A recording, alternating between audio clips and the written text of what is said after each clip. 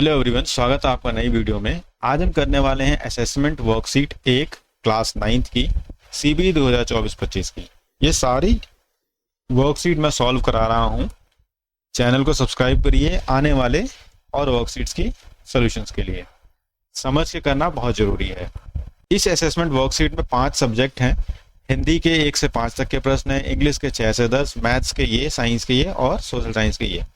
पूरी वर्कशीट यानी इस असेसमेंट वर्कशीट को 50 मिनट में करना है।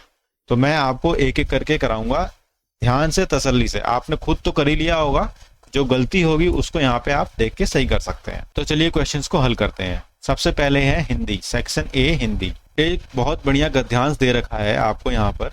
इस गद्यांश में आपको रंगों की सहायता से संस्कृति और परंपरा को अलग अलग राज्य में कैसे किया जाता है, शुरू से लेकर आखिरी तक, यानी सुबह से लेकर शाम तक, ये आपको देखने को मिलेगा। जैसे महाराष्ट्र में रंगोली, बंगाल में अल्पना, दक्षिण में कोमल, राजस्थान में मंडल, ऐसे कुछ उदाहरण हैं। ऐसे ही भारत के प्रत्येक राज्य, समाज और समुदायों की अपनी खास शैली है, जिससे रेखाओं और रंगों के माध्यम से रीति रिवाज, तीज त्योहार जुड़ी परंपराओं को अभिव्यक्त करते हैं। ऐसी एक शैली मधुबनी चित्रकला के बारे में दिया गया है। यह मिथिला क्षेत्र बिहार से ली गई है, जिसे आपने राम कथा यानी रामायण में सुना होगा। मिथिला की कला को मधुबनी चित्रकला कहते हैं। इसके विषय रामायण, मिथिला की संस्कृति पर आधारित होते हैं। मधुबनी चित्र आमतौर पर घरों पर बनते हैं। पूजा घर, बैठक खाना, शादी का कमरा, ऐसे 3 जगहों पर चित्र बनाने की परंपरा है। इसको आजकल कागज पर भी बनाया जाता है। चित्र की सबसे बड़ी विशेषता यह है कि यह ग्रामीण लहजा और प्रकृति के नजदीक है।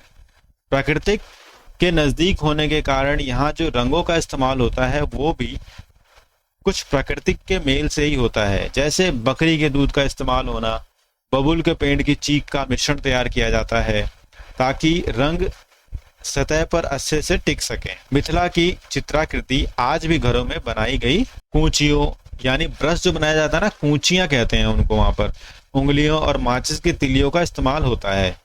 मिथिला में पहले स्त्रियों द्वारा शुरू की गई थी, अब जो है पुरुष भी इसमें काम करते हैं और उसे बनाते हैं। मधुबनी चित्रकला आज पूरे देश में बहुत लोकप्रिय है। अब आते हैं सवालों के ऊपर। गद्यांश के अनुसार प्रसन्न वातावरण में पुताई किया गया आंगन रंगोली पहचान है। भाई किसकी पहचान है ये है भारत के गांवों की पहचान। भारतीय रंगों और रेखाओं के माध्यम से अपनी डैश को अभिव्यक्त करते हैं। भाई किसको? दुख को, निराशा को नहीं करते हैं संस्कृति और परंपरा को। ये असर्शन, रीजन और कथन और कारण वाला सवाल है, बट थोड़ा सा डिफरेंट है। यहाँ पे कथन क्या कहता है? मधुबनी चित्रकला प्रकृति के अधिक करीब है। बिल्कुल अधिक करीब है। गांव के वातावरण को, वहां की चीजों को दिखाया जाता है। इन चित्रों को बनाने में प्राकृतिक रंगों और वस्तुओं का इस्तेमाल होता है, ये भी सही है। दोनों कथन सही है, मतलब हमें सही वाला ढूंढना है। ये गलत दिखा रहा है। कथन ए सही है किंतु कारण आर सही है। कथन ए और कारण दोनों ही गलत है, गलत तो हटा दिया। कथन ए, कारण आर, कथन दोनों ही सही है। तो यहाँ पर ये भी सही दे रखा है, दोनों में ये दोनों ही सही है। तो ये दोनों में सही दे रखा है। मैं इसमें बी लगा रहा हूँ। इसमें कुछ बी होगा या फिर डी होगा। मधुबनी चित्रकला के विषय रामायण और मिथिला की संस्कृति पर आधारित होते हैं। ये इस गद्यांश में एक स्टेटमेंट दी गई है, वो लिखा गया है। कहा गया है इनमें से कौन सा तर्क सही है। सही तर्क को ढूंढना है। महाभारत की कहीं बात ही नहीं करी गई, तो पहला ऑप्शन तो वैसे ही चला गया। ठीक है।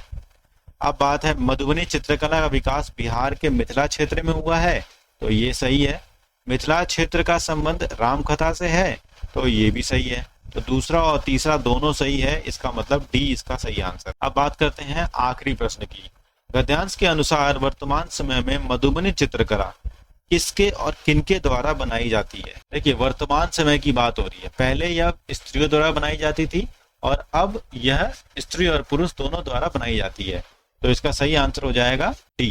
तो उम्मीद है कि इस वर्कशीट को आपने अच्छे से समझा और पहले किया है तो आपने सही आंसर देख के लगा लिए। चैनल को सब्सक्राइब करिए, मैं और भी सब्जेक्ट्स के वर्कशीट सॉल्व करा रहा हूँ। Thank you.